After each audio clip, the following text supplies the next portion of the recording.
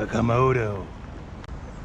Hey guys, I'm down here at Beaver. I'm actually all by myself today. What? Yeah, it's true. I'm out alone. I'm running a Komodo that was a gift from a friend. I don't know a lot about the history of this truck other than it was fairly seized up, so it's been well used. I had to rebuild the transmission, new motor, and new receiver, and that's about it. Got a light kit in it. I forget, I think they're called mud thrashers or something like that for tires. They're the ones, sorry, I keep losing it on the camera. They're the ones that kind of look like a tractor tire. I put a spare tire on it. It already had light kit and stuff on it. I haven't plugged it in yet. I'm only running 2-cell today. It's Hobbywing 1080 or something like that. It's supposed to be the good one. Savox servo. One of the main reasons I turned the camera on is today is Wednesday or something like that. And if the weatherman's right, it's supposed to rain for like 4 days.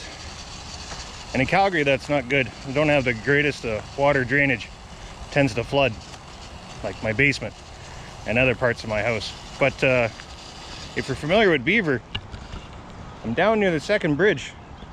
That's the alternate trail. That's the trail we normally take. It's completely flooded out.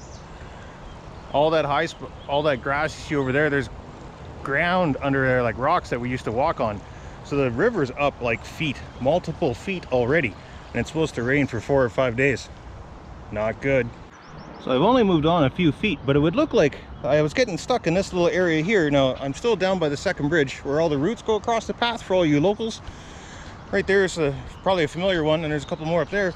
But it looks like cyclists have been going through here, and they're making ruts on the underside. So all the nice soft mud with ruts, I was almost getting stuck.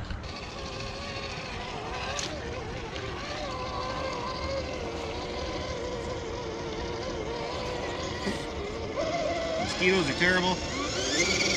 Come on, truck.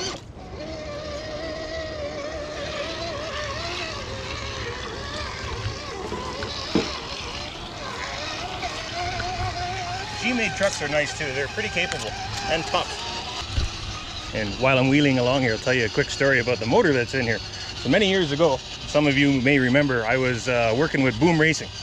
Not for long, I think half a year to a year or something like that. Many good times.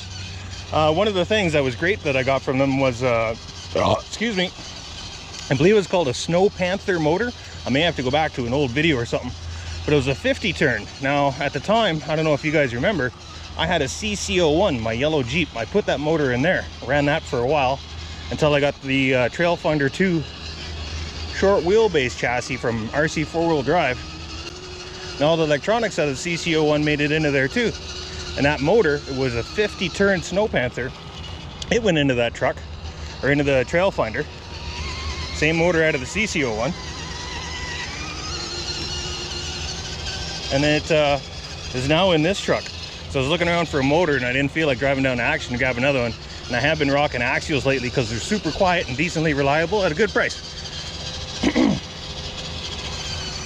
But until I get more, that motor's in here, and you know what? I can't really complain. I figure this is going to be the deep one up here. I'll just leave that there for a second. Ah, fucking mosquitoes. Let's try.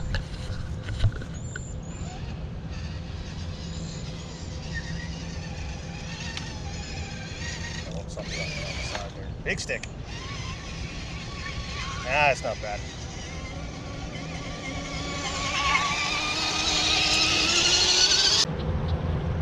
Some days I feel crazy enough to go up there, but that's the normal path we take beside the river. It is not there right now. That is a rushing, raging river going all over a part that we can normally walk across. It's all over there, about halfway out there. You see all these little trees. Some of them are getting washed away from this, I'm sure, but yeah, the water is high.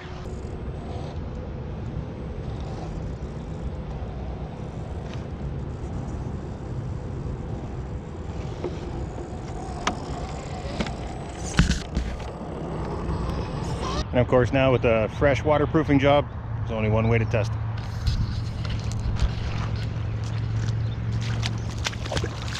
Ooh, that's cold.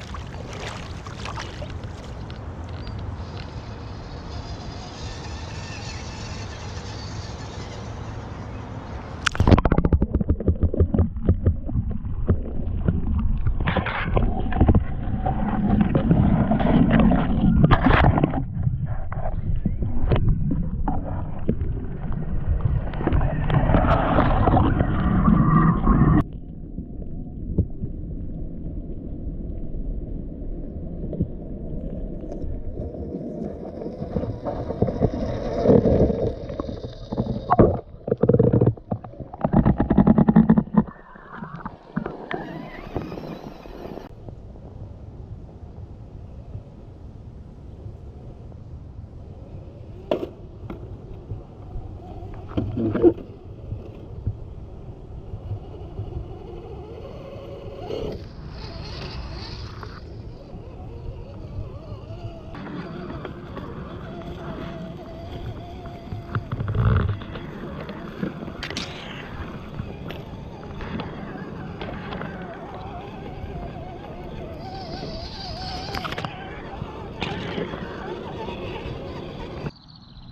this is as high as I've ever seen this area. This is down at the end of the last pond, right before the Beaver's got his dams built up before the second bridge. Look how high it is up here. Like that's to the edge of, yeah, this is as high as I've ever seen it. Even like post-flood back in 2013, I think it was, or something like that. I have to tow some boats down here. We have less and less places to trail now.